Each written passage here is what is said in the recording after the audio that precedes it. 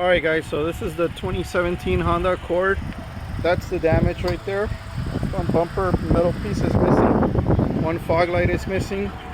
Everything else is in pretty good shape. Run and drive. I mean, it's a little dirty. I'm pretty sure it's going to clean up really nice once it's ready to go. But you can see there's really not much damage to this vehicle. You know, good airbags. Run and drive. Sport package, missing the fender liners, and that's it. Look at this, easy fix. You see right there, it is a run and drive. We bought it yesterday, picked it up today. Drove it from the auction yard, and the car's on right there. I'm gonna drive it.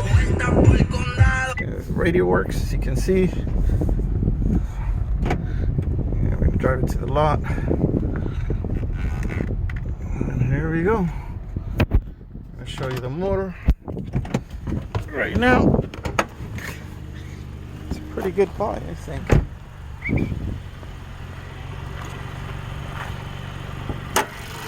There you go, easy peasy.